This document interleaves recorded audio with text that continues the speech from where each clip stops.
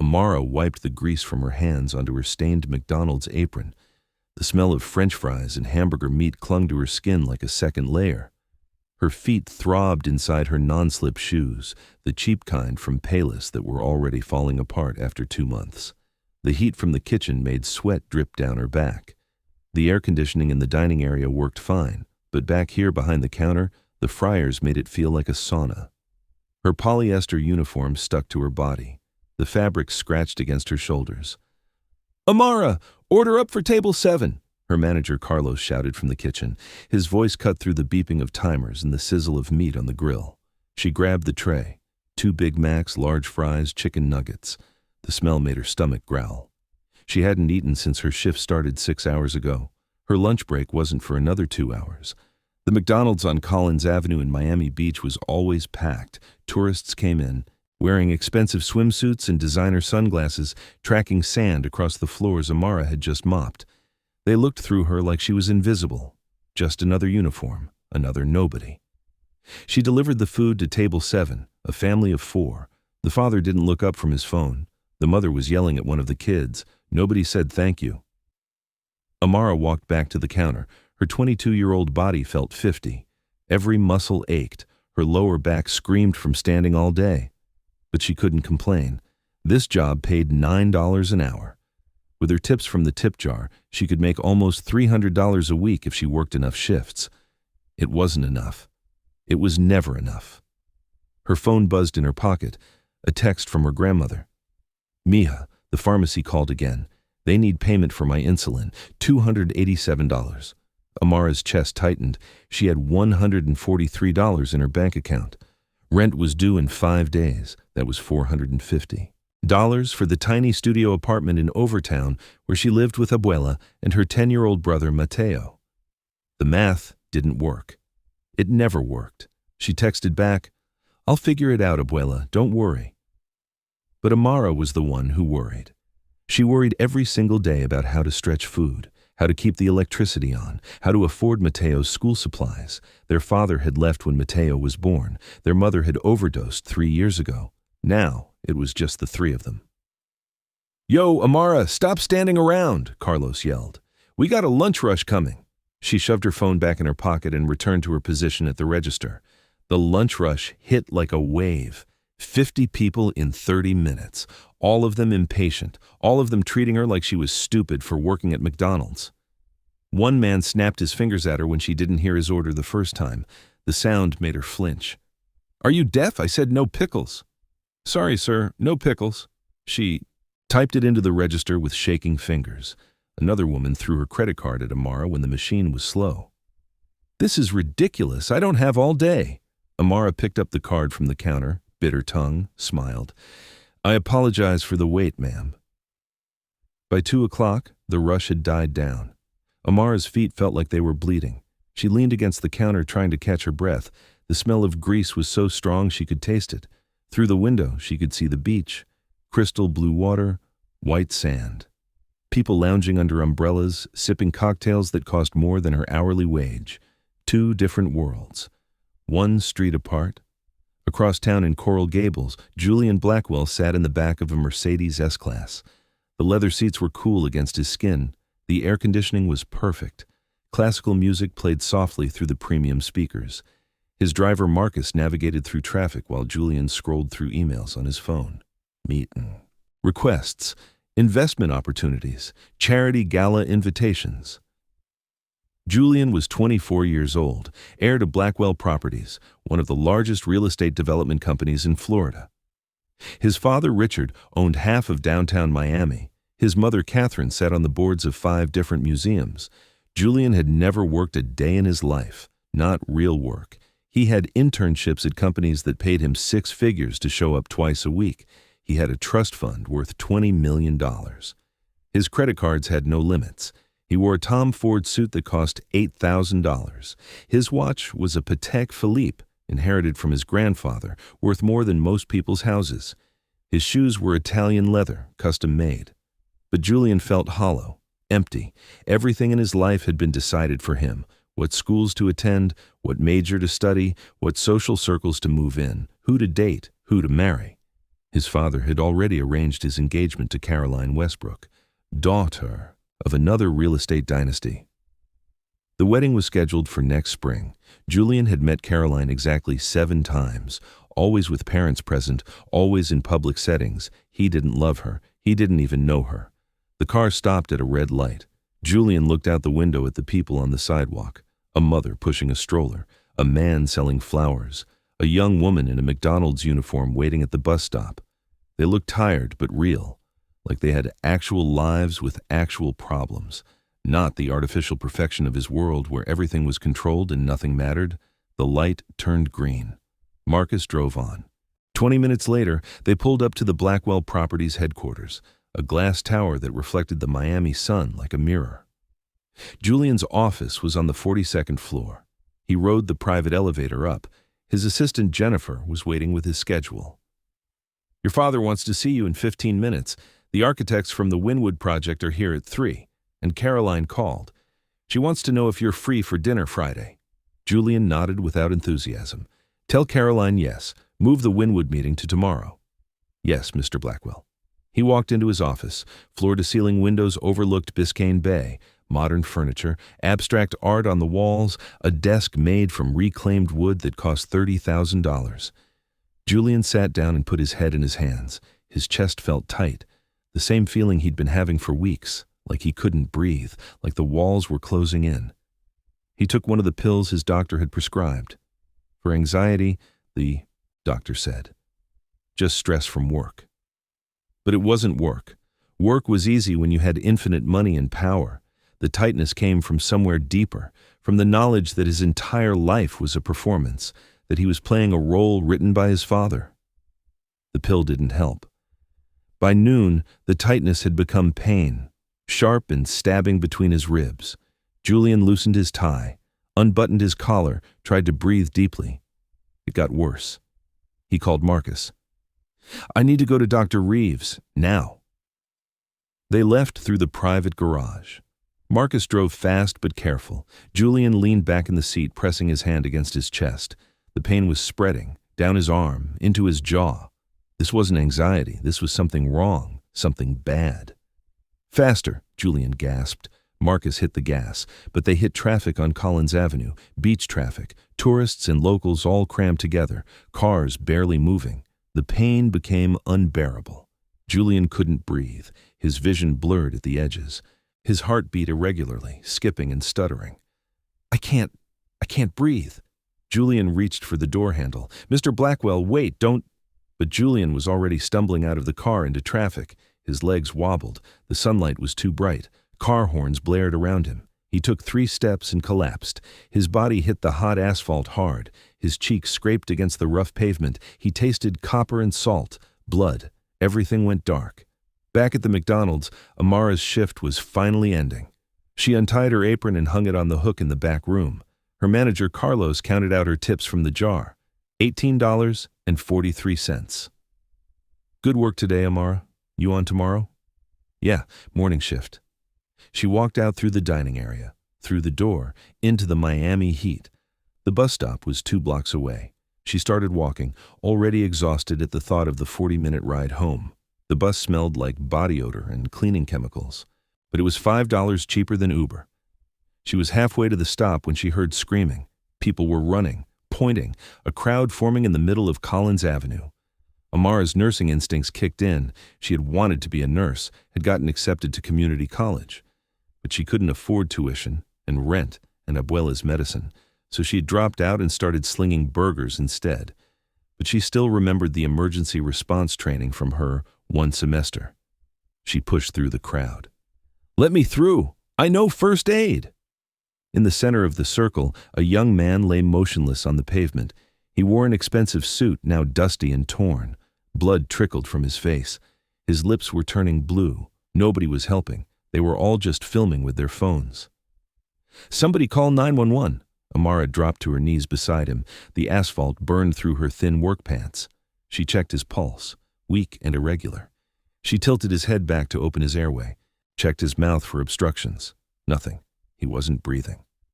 Amara didn't hesitate. She pinched his nose and leaned down. Her lips touched his. He tasted like mint and something expensive. Cologne, maybe. She breathed into his mouth, once, twice, 3 times. His chest rose and fell with each breath she gave him. Then she placed her hands in the center of his chest, locked her elbows, and pushed down hard. 1, 2, 3, 4, 5. The compressions. She counted in her head, matching the rhythm of staying alive. Sweat dripped from Amara's face onto the man's shirt. Her arms screamed in protest, but she kept going. Compressions, breaths, compressions, breaths. The crowd around them grew. Someone shouted that an ambulance was coming. Someone else yelled that she should stop, that she was hurting him. Amara ignored them all. Her entire focus was on keeping this stranger alive. After 3 minutes of CPR, the man suddenly gasped. His eyes flew open, blue and terrified. He coughed violently, his whole body convulsing. Amara sat back on her heels. Her hands shook, her heart pounded, but he was breathing. He was alive. The man stared up at her, confusion and fear in his eyes. He tried to speak, but only managed a weak cough. Then a large hand grabbed Amara's shoulder and yanked her backward. She stumbled and nearly fell. A man in a black suit and sunglasses loomed over her. "Get away from him! Don't touch Mr. Blackwell!" 2 more security guards appeared. They formed a wall between Amara and the man she'd just saved. "I was helping him," Amara protested. "He wasn't breathing." "She was robbing him," a woman in the crowd shouted. "I saw her going through his pockets." Amara's blood turned to ice. "That's a lie. I was doing CPR." The security guard pulled out his phone and took several photos of Amara's face. "We know who you are now. If you come near Mr. Blackwell again, we'll have you arrested." The ambulance arrived, sirens screaming. Paramedics rushed out with equipment. They loaded the man onto a stretcher. An oxygen mask went over his face. IV lines in his arms. A well-dressed driver appeared next to the guards. "Is he going to be okay?" "Yes, Marcus, they got him in time." The guard glared at Amara. "Thanks to the paramedics, not her." Marcus climbed into the ambulance. Before the doors closed, he pointed at Amara. "Stay away from the Blackwell family. You've caused enough trouble." The ambulance drove away, lights flashing. Amara stood there shaking. The crowd dispersed, but their whispers followed her. Probably trying to sue him. These people always looking for a payday. The Blackwells should press charges. Amara looked down at her hands. They were scraped and bloody from the rough pavement. Her uniform was torn and dirty. Her knees throbbed. She had just saved someone's life, and they were treating her like a criminal. She walked back toward the McDonald's, her mind spinning. She needed to get her bag from her locker, go home, forget this ever happened. But when she got back to the restaurant, Carlos was standing outside with her backpack. His face was grim. "Amara, corporate just called. They saw a video online. You were performing CPR on someone during your shift hours." "My shift was over," Amara said. "I clocked out." "You were still in uniform, representing the brand." Carlos wouldn't meet her eyes. "They want me to let you go. I'm sorry." The words hit her like a physical blow. "What? Carlos, I saved someone's life."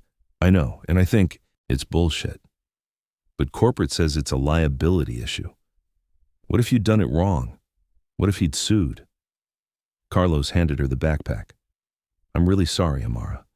You were a good worker." He went back inside. The door closed. Amara stood on the sidewalk outside the McDonald's where she'd worked for 2 years, holding her backpack, unemployed. She checked her phone. 3 messages from Abuela. The pharmacy called again. "Mija, when are you coming home?" "I'm not feeling good. Dizzy." Amara's chest tightened.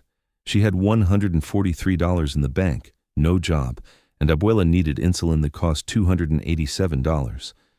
She sat down on the curb, put her head in her hands, and tried very hard not to cry in public. At Mount Sinai Medical Center, Julian woke up in a private room. Everything was white and clean. Machines beeped softly. The smell of antiseptic filled his nose. His parents stood at the foot of his bed. His father, Richard, looked angry. His mother, Catherine, looked worried. "What happened?" Julian's voice was rough, his throat raw. "You had a spontaneous pneumothorax," his father said. "Combined with cardiac arrhythmia, your lung collapsed, your heart stopped." The memories came back. The pain, falling, darkness, and then breath. Someone breathing for him, a girl with dark hair and kind eyes. "Where is she?" Julian asked. The girl who helped me? His father's expression hardened. That girl's being dealt with. You don't need to worry about her. What do you mean, dealt with? Julian tried to sit up, but pain shot through his chest. Dad, she saved my life. His mother squeezed his hand. Darling, you were unconscious. You don't know what really happened. Richard pulled out his phone. He showed Julian a video. It was Julian lying in the street, the girl leaning over him, but the caption underneath said, McDonald's worker attacks billionaire heir Julian Blackwell. Police investigating. No, Julian breathed. That's not what happened. She was doing CPR. She saved me. The public doesn't need to know that, his father said coldly. That girl put her hands on you, her mouth on yours, in front of cameras. Do you know what that does to our reputation? What people are saying? She saved my life, Julian's voice cracked. And she'll be compensated quietly. But we can't have this story spreading. She's nobody, Julian. A high school dropout working at McDonald's. No family worth mentioning. We can't be associated with someone like that. A nurse entered with medication. Mr. Blackwell, you need to rest. Your heart is still recovering. His parents left. Julian lay back against the pillows, staring at the ceiling. He could still feel the ghost of that girl's breath in his lungs. She had given him life, and his family was destroying hers for it. Over the next 3 days, the video went viral. It had been filmed from multiple angles. Different versions appeared on every social media platform. The narrative was clear. Poor girl tries to take advantage of rich, unconscious man. The Blackwell family lawyer made statements. Julian was recovering. They were considering legal action against the woman who assaulted him. Nobody mentioned CPR. Nobody mentioned that Julian had stopped breathing. Amara watched it all happen from her studio apartment. The place was smaller than Julian's hospital room. One room with a kitchenette in the corner, a bathroom with a shower that only worked sometimes, a mattress on the floor where she, Abuela, and Mateo all slept. The video had her face clearly visible. People recognized her, started showing up at the apartment building. Some were reporters, others were just cruel. Someone threw a brick through the building's front window with a note, "Gold digger." Amara stopped going outside. She sent Mateo to stay with a friend from school. She sat with Abuela, who was getting sicker every day without her insulin. "I'm sorry, Mika," Abuela whispered. Her skin was pale. Her hands shook. "This is my fault. If I wasn't sick—" "Don't," Amara said firmly. "This isn't your fault. It's theirs." She meant the Blackwells, the family that had everything and wanted to take even more. On the 4th day, there was a knock at the door. Amara looked through the peephole. A woman in a business suit stood there, professional, put together. "Miss Santos, my name is Elena Rodriguez. I'm an attorney. I'd like to speak with you about your case." Amara opened the door cautiously. "I don't have money for a lawyer." Elena smiled warmly. "That's why I'm here. I work for a civil rights organization. We represent people who've been wronged by the wealthy and powerful. Pro bono. Can I come in?" Amara led her inside. Elena looked around the tiny apartment without judgment. She sat on the one chair and opened her briefcase. "I've reviewed the video footage," Elena said. "You clearly performed CPR. You saved Julian Blackwell's life, and his family is trying to paint you as a criminal. That's defamation. We can sue." "Sue the Blackwells?" Amara laughed bitterly. "They have all the money in the world, all the lawyers. What chance do I have?" "You have the truth," Elena said, "and you have me. Miss Santos, I've taken on powerful families before. I've won. Let me help you." Amara looked at Abuela, lying on the mattress, too weak to sit. Up. She thought about Mateo, hiding at a friend's house because people were harassing them. She thought about having $143 and no job and a grandmother dying because she couldn't afford medicine. "Okay," Amara said. "Let's fight." Elena smiled and pulled out paperwork. "Perfect. I just need you to sign here. This authorizes me to represent you, to speak on your behalf, to handle all negotiations with the Blackwell family."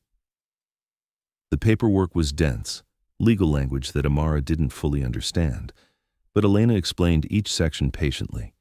It all seemed standard. Amara signed. What she didn't know was that Elena Rodriguez didn't work for a civil rights organization. She worked for Victor Santos, a real estate developer and Richard Blackwell's biggest competitor.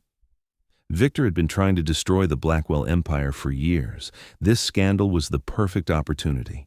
He didn't care about Amara. She was just a tool, a weapon to wield against his enemy. Elena was very good at her job. She made Amara trust her, made her believe she had an ally. It was a trap, and Amara had walked right into it. Meanwhile, Julian was going insane in his hospital room. The doctors wanted to keep him for observation. His parents visited every day with the same message: rest. Let us handle this. Don't worry. But Julian couldn't stop worrying. He searched for information about Amara Santos online. There wasn't much. A few old social media accounts with privacy settings, no criminal record, just a young woman trying to survive. And his family was destroying her. On the 5th day, Julian discharged himself against medical advice. He got dressed and walked out of the hospital. Marcus was waiting in the parking garage.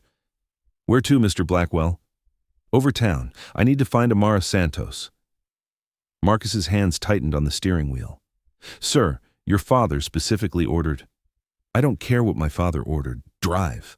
The apartment building was easy to find. It was in all the news articles. Marcus parked the Mercedes on the street. People stopped and stared. Julian climbed the stairs to the 3rd floor. His chest still hurt with every breath, but he didn't care. He knocked on the apartment door. After a long moment, it opened a crack. A young woman stood there. She looked exhausted, scared. When she saw Julian, her eyes widened. "What are you doing here?"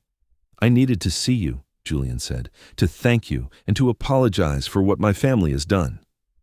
Amara's laugh was sharp and bitter. "Thank me. Your family destroyed my life. I lost my job. My grandmother is dying because I can't afford her medicine. People are threatening us, and you want to thank me." Julian flinched. Each word was a knife. "I know, you're right.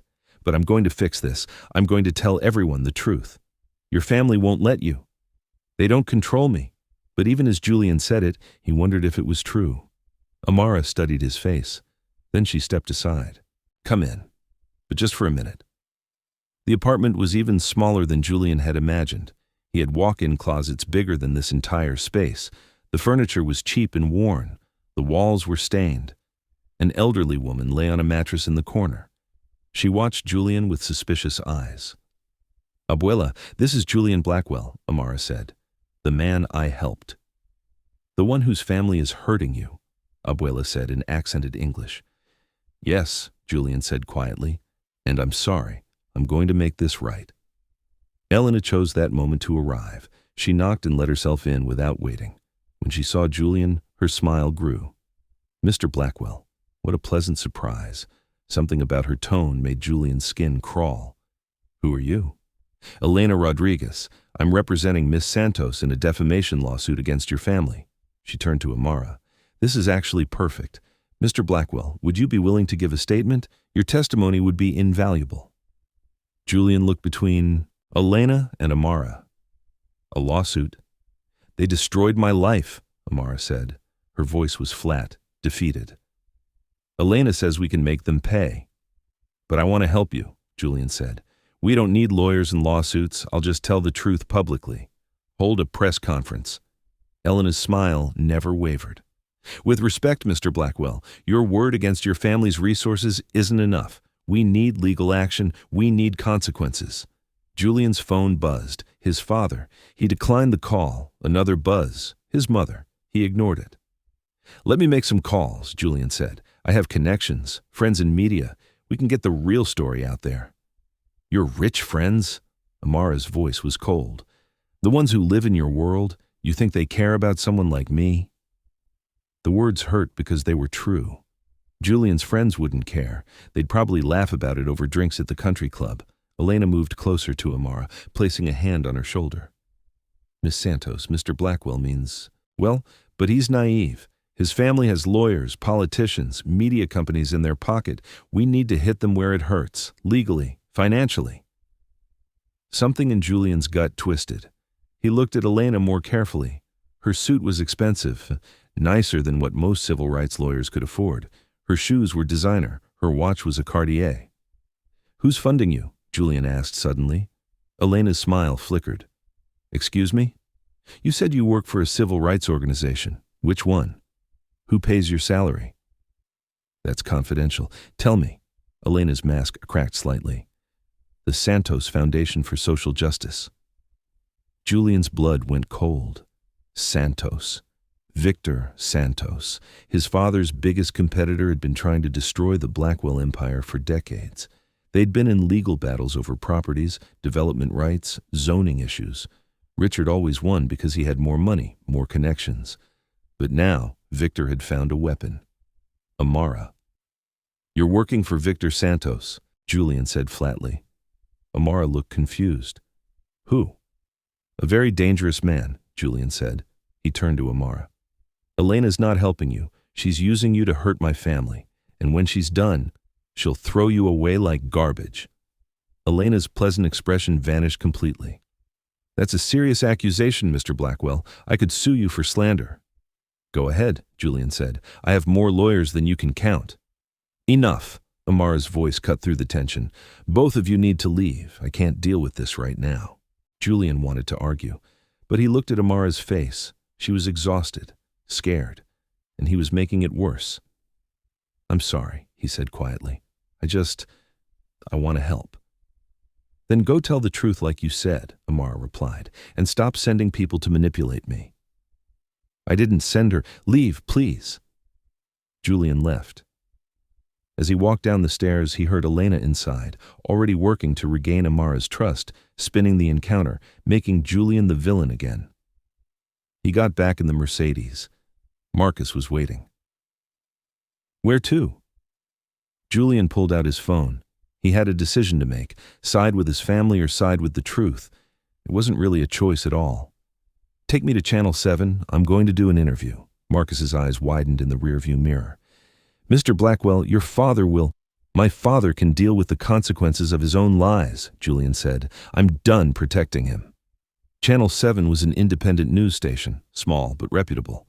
They'd broken stories about police corruption and political scandals. They weren't controlled by the Blackwell family.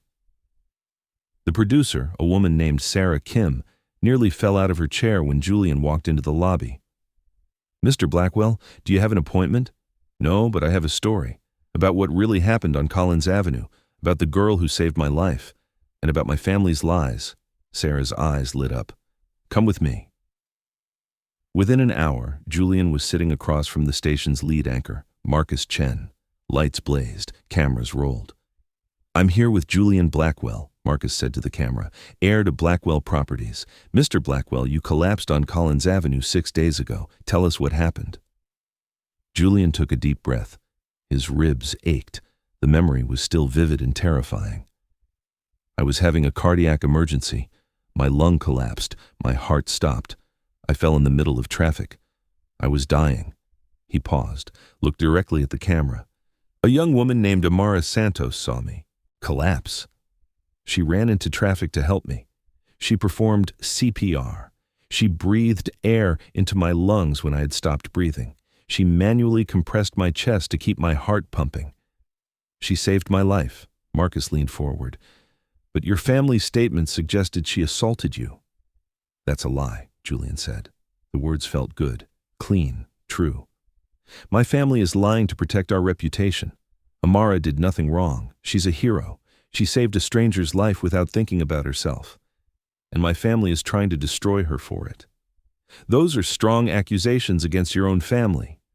They're the truth. Julian looked at the camera again. Amara, if you're watching this, I'm sorry. You deserve better. You deserve to be treated like the hero you are. And I'm going to make sure that happens. The interview lasted 45 minutes. Marcus asked tough questions. Julian answered honestly. He talked about his family's need to control everything, their obsession with image over truth, the way they treated people like Amara as disposable. When it was over, Sarah shook his hand. This will air tonight. Your father's going to be furious. Good, Julian said. The interview went viral before it even finished airing. Clips spread across social media. The narrative began to shift. People who had called Amara a criminal now called her a hero. But Richard Blackwell wasn't going down without a fight. Within 12 hours, Richard held his own press conference. He stood in front of the Blackwell Properties headquarters, flanked by lawyers. My son is suffering from trauma, Richard said. His voice was smooth, practiced.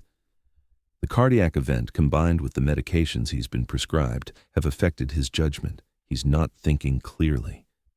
A reporter shouted a question. Are you saying Julian is lying? I'm saying my son is confused. The woman in question, Amara Santos, has a history of questionable behavior. We've discovered she was fired from her previous job for theft. It was a complete lie, but Richard said it with such confidence that people believed him.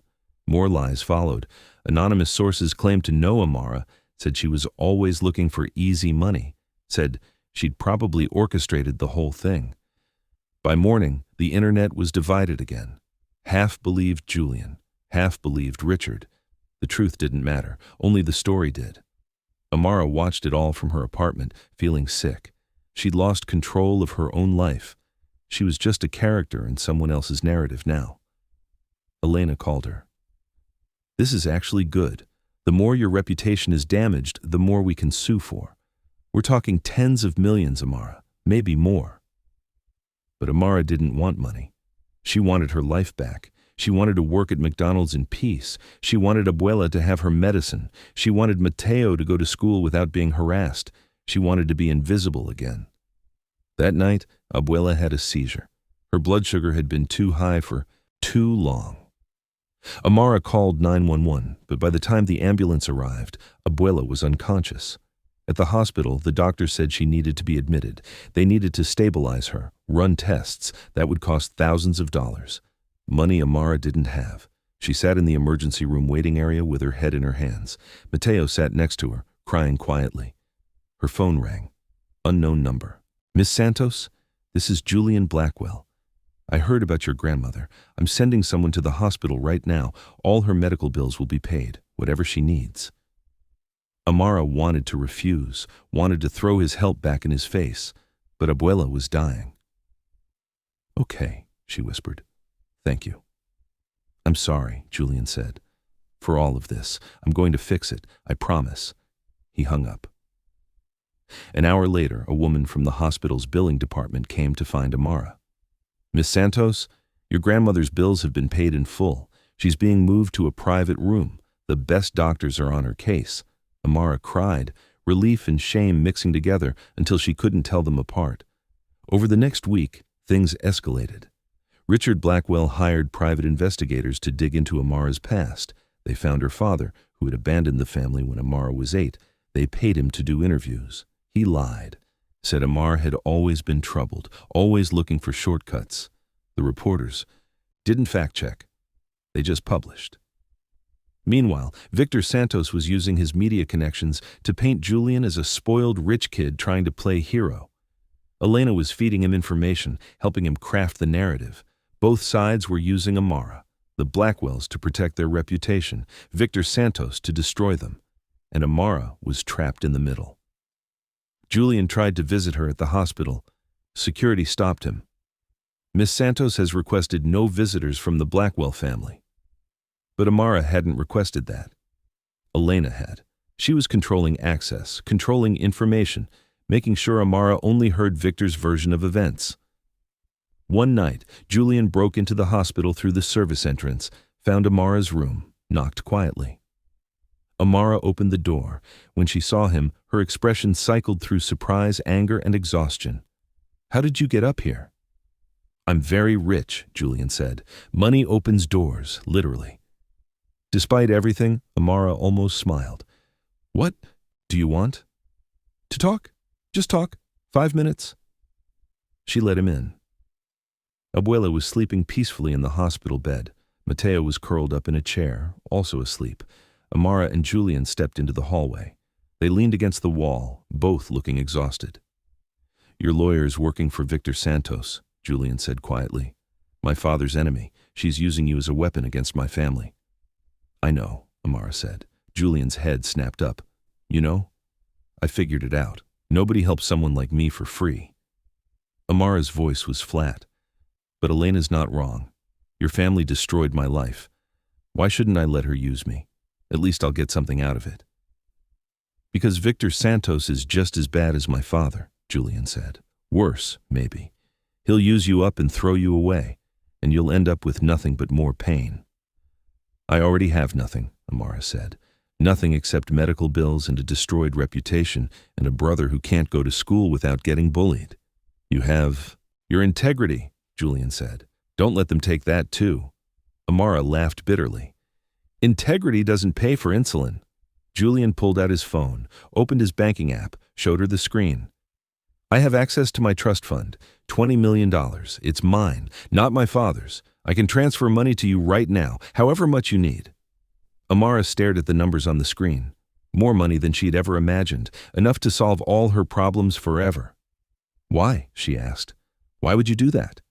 "Because you saved my life," Julian said simply, "and because it's the right thing to do." Amara closed her eyes. Tears leaked out from under her eyelids. "I can't take your money, Julian." "Why not?"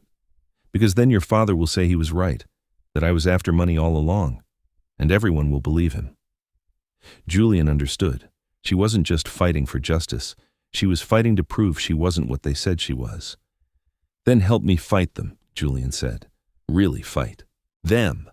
Not through lawyers and lawsuits, through the truth, together." Amara opened her eyes. "Your family will destroy you." "They're already trying," Julian said.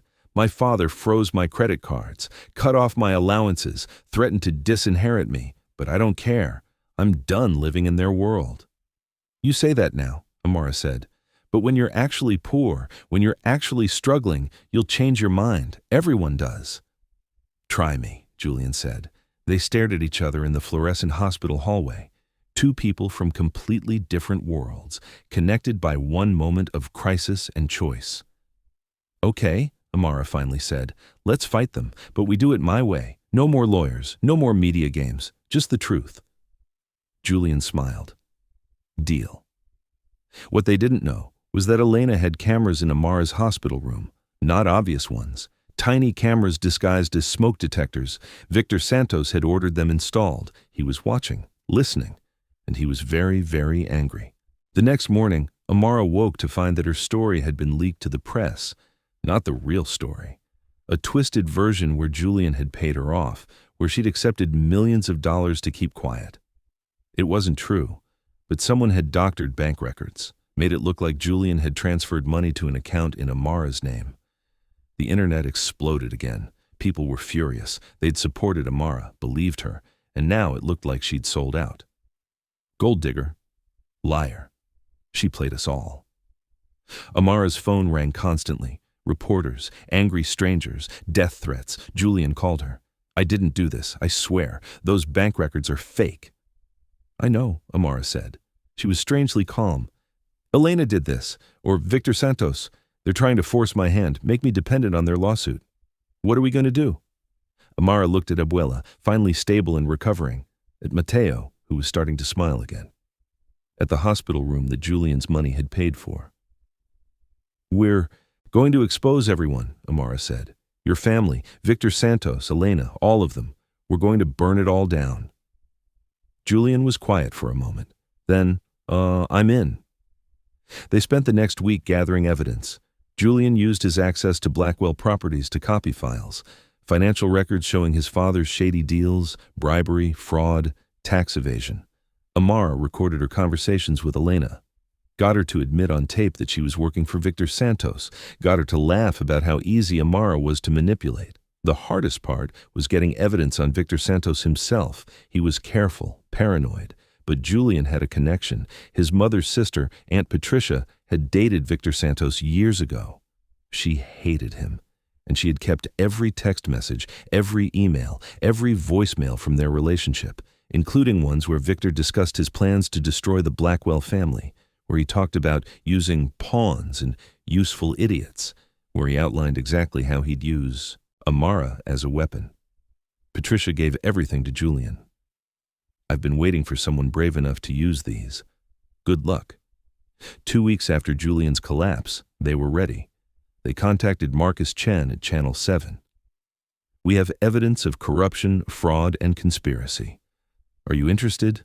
Marcus's eyes lit up. "Absolutely." The expose aired on a Friday night, prime time, 2 hours of evidence, interviews, and documentation. Julian explained his father's crimes, showed the financial records, named the politicians Richard had bribed, the building codes he'd violated, the families he'd displaced. Amara showed the recordings of Elena, played the conversations where Elena admitted she was using Amara, where she laughed about manipulating a poor, stupid girl. And then they revealed Victor Santos's involvement, his texts, his plans, his admission that Amara was just collateral damage in his war against the Blackwells. The response was immediate and overwhelming. Federal. Investigators announced they were opening cases against both Richard Blackwell and Victor Santos. The FBI raided their offices, their homes. Elena Rodriguez was disbarred, arrested for fraud and conspiracy. Richard Blackwell held a press conference trying to defend himself. But the evidence was overwhelming. His business partners abandoned him. His board of directors forced him out of his own company. Victor Santos fled the country. Last anyone heard, he was in the Cayman Islands, still running. And Amara, she became a symbol, not of victimhood, but of strength, of refusing to be used by powerful men, of fighting back against impossible odds. Offers came flooding in, book deals, movie rights, speaking engagements. But Amara turned them all down. She wasn't interested in fame. She just wanted her life back. With money from a settlement with the Blackwell Company, after Richard was removed, Amara paid off all of Abuela's medical bills, bought a small house in a safe neighborhood, enrolled Mateo in a good school. She started taking classes again, working toward that nursing degree she'd abandoned. Julian's family disowned him completely. His father wouldn't speak to him. His mother sent one letter. "You chose a McDonald's worker over your own blood. You're dead to us." Julian threw the letter away. He didn't need their approval anymore. He used his trust fund to start a foundation. It provided free CPR training to low-income communities, funded education for people who couldn't afford it, helped families in crisis. Amara helped him run it. They worked side by side, partners. Slowly, over months of working together, something shifted between them. Friendship deepened into something more. One evening, they were working late at the foundation office, going over grant applications, drinking bad coffee. Julian looked up from his laptop. "Can I ask you something?" "Sure." "That day on the street, when you saw me collapse, why did you help? You could have walked away. Nobody would have blamed you." Amara was quiet for a long moment. "I've been poor my whole life. I've been invisible. I know what it's like when people look through you like you don't exist. And I promised myself that if I ever had the chance to help someone, I would, no matter who they were. Even if it cost you everything." Even then, Amara met his eyes. Because that's what makes us human, not our money or our status, our choices, especially the hard ones. Julian stood up, walked around the desk, took her hands in his. "I love you," he said. "I think I've loved you since I woke up and saw your face, since you were the only person who saw me as a human being instead of a bank account." Amara's breath caught. "Julian, I know we're from different worlds. I know my family will never accept you. I know it will be hard." Julian squeezed her hands. "But I don't care. I want to be with you, if you'll have me." Amara pulled her hands free. Julian's face fell. Then she grabbed his shirt and pulled him down into a kiss. This kiss was nothing like that first one on Collins Avenue. That had been desperation, life and death, breath forced into dying lungs. This kiss was choice. It was joy. It was two people choosing each other despite everything working against them. When they pulled apart, both were breathless. "Yes," Amara said. "Yes, I'll have you." They got married 6 months later. Small ceremony, just close friends. Mateo was the ring bearer. Abuela cried happy tears. Julian's family didn't attend, but Aunt Patricia came. She brought champagne and told embarrassing stories about Julian as a child. Amara wore a simple white dress from Macy's, not a designer gown, just something clean and pretty. Julian wore a suit from Men's Warehouse, not Tom Ford, not custom Italian. They were building a life based on different values now. 2 years later, Amara graduated with her nursing degree, top of her class. She got a job at Mount Sinai Medical Center, the same hospital where Julian had been treated. Julian ran the foundation full-time. They were helping thousands of people now, making real change. They lived in a modest house in Coral Gables, 3 bedrooms, small yard. Mateo had his own room finally. Abuela had a garden where she grew tomatoes and peppers. One evening, Amara came home from a shift at the hospital. She was exhausted. Her feet hurt. She smelled like antiseptic and sweat. Julian was in the kitchen, attempting to cook dinner. Attempting being the key word. Smoke was coming from the oven. "Did you burn dinner again?" Amara asked. "It's not burned. It's heavily caramelized." She laughed, kissed him. "Order pizza. I'll shower." After dinner, they sat on the back porch. The Miami heat had cooled to something bearable. Fireflies danced in the yard. Mateo was inside playing video games. Abuela was watching her telenovelas. "Do you ever regret it?" Julian asked. "Saving me that day?" Amara thought about it, thought about everything that had happened, the pain, the struggle, the betrayal, but also the love, the growth, the life they'd built together. "No," she said, "I don't regret it." "Even though it destroyed your old life?" "It didn't destroy it. It transformed it." Amara took his hand. "I was surviving before, just getting by, but now I'm living, really living." Julian squeezed her hand. "Me too." They sat in comfortable silence as the sun set. Two people from different worlds, connected by one moment of choice. 3 years after they met, Amara gave birth to a daughter. They named her Hope. Hope had Julian's blue eyes and Amara's dark hair. She was perfect. When Hope was 6 months old, they took her to Collins Avenue, to the spot where Julian had collapsed, where Amara had saved his life, where everything had changed. "This is where Mommy and Daddy met," Julian told Hope, even though she was too young to understand. "This is where your mother saved my life. And where you saved mine," Amara added, "just in a different way." They stood there on the busy street. Cars honked. Tourists walked by. The smell of the ocean mixed with exhaust fumes. It was just a random spot in Miami. Nothing special. But for them, it was sacred. One moment, one choice. Everything changed. Years later, Hope would ask about how her parents met. Amara would tell her the whole story, the truth, including the hard parts, the pain, the betrayal, the fight. "Why did you help him?" Hope would ask. "If you knew it would be so hard?" "Because it was the right thing to do," Amara would say. "And doing the right thing is never easy. But it's always worth it." Julian would add, "Your mother taught me what real courage looks like. Not the fake courage of wealthy people throwing money around. Real courage, the kind that costs something." "That's still cheesy, Dad," Hope would say. "Still true," Julian would reply. And it was true.